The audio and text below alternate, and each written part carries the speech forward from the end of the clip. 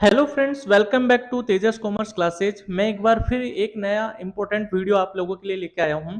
जो भी aspirants UPSC AD post की प्रिपरेशन कर रहे हैं उनके लिए ये वीडियो बहुत ही इंपॉर्टेंट है। काफ़ी लोगों को ये एक्साइटमेंट है कि एग्ज़ाम कब होगा, एग्ज़ाम की डेट क्या रहेगी।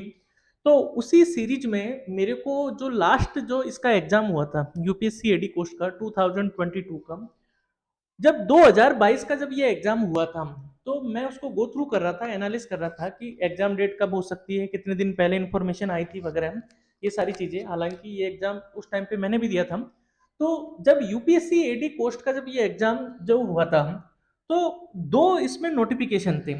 आप देखेंगे इसमें दो नोटिफिकेशन थे, एक तो था 16 पोस्ट के लिए और एक 22 पोस्ट के लिए था। और दोनों का जो कंबाइंड पेपर था वो 28 अगस्त के दिन हुआ था, संडे के दिन। ठीक है, ये नोटिफिकेशन जो है वो यूपीएससी ने उस टाइम पे डेट को लेकर डाला था। अब 28 अगस्त का जो दिन था उस दिन पेपर हुआ, संडे के दिन था 2022 में। मैंने 2022 का कैलेंडर रिव्यू किया कि 2022 में 28 अगस्त कहीं मेंशन है क्या, 28 अगस्त की डेट जो है वो कहीं पे मेंशन है क्या। तो मुझे जो इंपॉर्टेंट एक चीज जो पता चली कि अगस्त के महीने में सिर्फ दो ही डेट थी। एक तो 7 अगस्त की एग्जाम डेट थी और एक 21 अगस्त की एग्जाम डेट थी। यानी 28 अगस्त कहीं पे भी रिटर्न टेस्ट के लिए रिजर्व जो डेट जो थी वो यूपीएससी के कैलेंडर में कहीं पे भी नहीं थी। आप देख रहे हैं इस पे सामने, आपके सामने 2022 का जो है ये रिवाइज वाला जो शेड्यूल है वो लगा हुआ है। ये मैंने यूपीएससी की वेबसाइट से डाउनलोड किया है। तो इससे एक चीज कंफर्म हुई, एक चीज क्या कंफर्म हुई कि भैया यूपीएससी जो ऐसी एग्जाम है जो रूटीन में नहीं होती है, जो रेगुलर शेड्यूल की नहीं होती है, लाइक दैट यूपीएससी वगैरह जो होती है, इंजीनियरिंग सर्विस की जो एग्जाम्स होती है, सीडीएस की जो एग्जाम्स होती है, एनडीए की जो एग्जाम्स होती है, सिविल सर्विस की जो एग्जाम्स होती है, ठीक है, तो वो एग्जाम ही उनका ही शेड्यूल जारी करती है। और जो रूटीन नेचर की जो एग्जाम्स नहीं होती है उनका यूपीएससी उसमें कोई डेट मेंशन नहीं करती है। यूपीएससी जब चाहे तब उसकी एग्जाम करवा सकती है। इससे साफ साफ जाहिर हो रहा है, ये 2022 का जो नोटिफिकेशन है उसमें जब एडमिट कार्ड आया था, जब इंफॉर्मेशन आई थी उस टाइम पे यूपीएससी ने डाला था और मेरे पास में मेल भी था। 28 अगस्त का जो ये डेट है वो कहीं पे भी इस कैलेंडर में मेंशन नहीं है। इसका मतलब ये बात एक 100% क्लियर हो चुकी है कि आपकी एग्जाम जो है वो यूपीएससी कभी भी करवा सकती है। आप इस बात से अपने आप को अलर्ट कर लीजिए।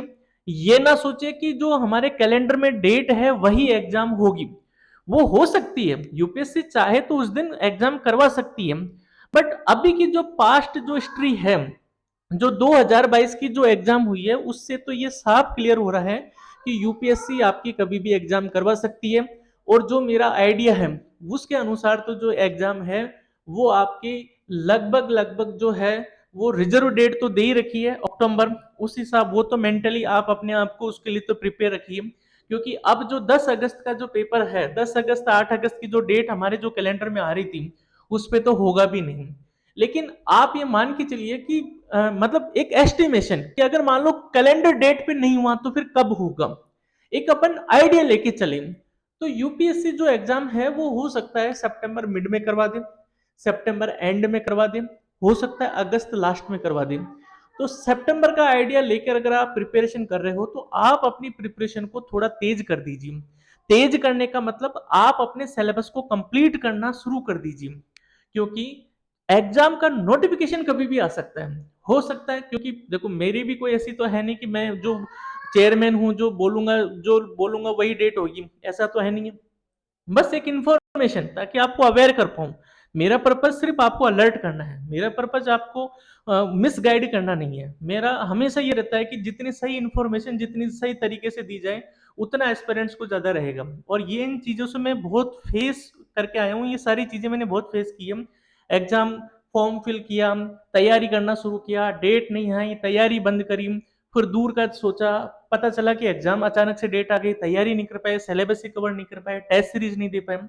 तो इन चीजों का बहुत फर्क पड़ता है कि आपके अंदर पहले से ही आप कितनी रिस्क अपने आप की कैलकुलेट करके लेके चल रहे हैं। आप अपने आप का प्रिपरेशन इस लेवल से करिए कि अगर मान लो अगस्त एंड में हो गई तो मेरा कितना कंप्लीट हो चुका है, कितना और बाकी रहा है अभी जो मैं फटाफट से कवर कर लूँ। क्या सब्जेक्ट मेरा रह गया है, क्या टॉपिक मेरा रह गया है उसमें। और जो मेरी बुक्स है, उस बुक्स के इंडेक्स के हिसाब से चलिए। मैंने मतलब उसका जो इंडेक्स है उसी हिसाब से रखा है कि इम्पोर्टेंट पार्ट जो है वो पहले। आप एफएम की बुक देखेंगे तो एफएम की बुक्स में जो इम्पोर्टेंट चैप्टर है उनको मैंने पहले प्रायोरिटीज पे रखा है। ऐसे कोस्टिंग की बुक्स का मैंने वो रखा है। आप उसको हिसाब से पूरा बेस उसके हिसाब से लेके चलिए और 1 टू 1 लाइन को अंडरलाइन, हाइलाइट वो सब करते हुए चलिए। और मैं बार-बार एक चीज़ आपको हमेशा प्रिपरेशन स्ट्रैटेजी में ये कॉमन बात कहता हूँ कि जहाँ से भी पढ़ रहे हैं, जिस भी स्टडी मटेरियल से आप पढ़ रहे हैं, आप एक रजिस्टर में अपने खुद के आप जो भी चीज़ पढ़ रहे हैं और आपको लग रहा है कि यार ये तो बिल्कुल ही नई जानकारी थी, मेरे को तो पता ही नहीं थी। ये तो नई एकदम अलर्ट और ये तो बहुत इंपॉर्टेंट है, एग्जाम में आ सकती है ये चीज़ तो, ये जीएसटी में मैंने तो कहीं पढ़ा ही नहीं था, ये तो बहुत इंपॉर्टेंट, अकाउंटिंग में ये तो मैं भूल गया था। तो आप उसको एक सेपरेट रजिस्टर में वन लाइनर फॉर्म के रूप में रिकॉर्ड कर ले। मैं बार बार आपको रिपीट कर रहा हूँ, ये बहुत इंपॉर्टेंट चीज़ है क्योंकि ये मैंने फॉलो किया था। और मैंने फॉलो करने के बाद में आप ये देख लो कि मेरे कंटिन्यूसली मतलब सिलेक्शन हुए थे लगातार, एक के बाद एक एग्जाम, एक के बाद एक एग्जाम। और वो कोई क्रांति कुछ नहीं थी, वो जस्ट सिंपल ही पढ़ाई थी। आप जैसे कर रहे हैं वैसे मैंने पढ़ाई की है। बस मैंने जो है वो अपनी वीकनेस को फाइंड आउट किया। अच्छा इस बार ये गलती की, अब इस बार नहीं होगी। इस बार अपन को अच्छा ये क्वेश्चन तो हो ये बहुत गलत कर दिया, ये तो मैं कर सकता था लेकिन एग्जाम के प्रेशर से ये मेरे से ऑप्शन गलत टिक हो गया। तो जितनी ज़्यादा आप प्रैक्टिस करेंगे, टेस्ट देंगे, एमसीक्यू बैंक सोल्व करेंगे, उतना ज़्यादा आपका कॉन्फिडेंस डेवलप होगा। और सबसे इंपॉर्टेंट बात मैंने आपको बार-बार कह रहा हूँ, आप अपने खुद का वन लाइनर फॉर्म रजिस्टर तैयार करें, क्योंकि मैंने जब ये वन लाइनर ऐसे नोट करना शुरू किया था, जैसे एक एग्जांपल के रूप में बताता हूँ कि जीएसटी काउंसिल जो है वो कौन से आर्टिकल में बनी है। तो मैंने डैश मुझे पता नहीं है मान लो, और मुझे पता चला अरे यार ये तो बहुत इंपॉर्टेंट है, तो डैश करके लिख दिया आर्टिकल 279 ए। ठीक है। ऐसे ही मान लो ट्रायल बैलेंस जो है उसके कितने मेथड हो सकते हैं, तो ट्रायल बैलेंस के मान लो मैं भूल गया, बेसिक सीपीटी में पढ़ा था, फाउंडेशन में पढ़ा था। तो trial balance can be prepared by the following methods, dash करके लिख दिया, balance method, total method, combined method या हाइब्रिड मेथड। ठीक है, इस तरीके से अपन ने लिख दिया उसको। या आपसे पूछ लिया कि जो बैंक है वो कौन से नेचर का अकाउंट है।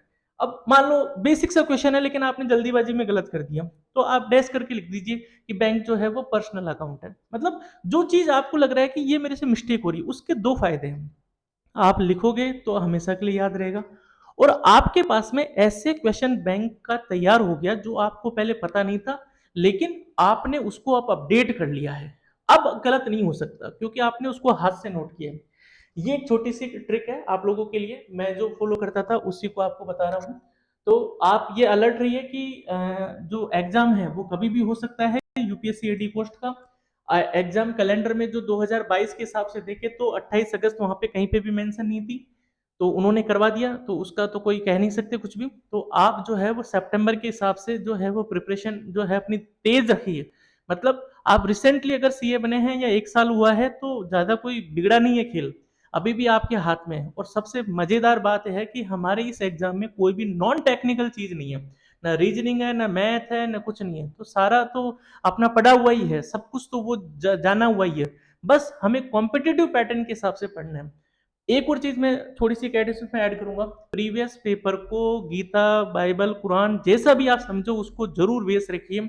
डिफरेंट डिफरेंट एग्जाम के जो पेपर दे रखे हैं उनको जरूर जरूर सोल्व करिए। जैसे होता है ना सीए के एग्जाम में अपन पिछले के जो अटेम्प्ट्स हैं, जैसे मैं उस टाइम पे पढ़ता था तो उस टाइम पे वो बोलते थे स्कैनर स्कैनर आते थे, वो स्कैनर सुचिता प्रकाशन के स्कैनर आते थे, वो सोल्व कर लिया मतलब वो पूरा चैप्टर कवर हो गया। कंसोलिडेशन के वो क्वेश्चन कर लिए जो सुचिता पब्लिकेशन में दिए हुए हैं, इसका मतलब सब कवर हो गया। इसीलिए यहाँ पे भी आपका स्कैनर का काम करेंगे प्रीवियस पेपर्स। जितना ज्यादा हो सके उसको टाइम को गो थ्रू करिए उस पे, और अपने कॉन्फिडेंस और अपने जो प्रिपरेशन स्ट्रेटेजी दोनों को बिल्ड करिए। आप देखना आपके बहुत चमत्कार आएगा आपके अंदर, आपके कॉन्फिडेंस में। इसके बावजूद भी आपको कुछ लगता है कोई और चीज तो आप मुझे कमेंट करिए, मैं जरूर आपको गाइड करूंगा, रिकमेंड करूंगा। ठीक है। Thank you so much for your watching, और सब्सक्राइब कर लीजिए चैनल को ताकि रेगुलर अपडेट मैं आपको देता रहूंगा। मेरा टेलीग्राम चैनल भी है, नीचे जो लिंक दे रखा है उस पर आप रेगुलर नोटिफिकेशन जो आते रहते हैं, जैसे पावर ग्रिड का आया, हुडको का आया, और भी कई नोटिफिकेशंस आएंगे तो मैं जरूर अपडेट करता रहूंगा।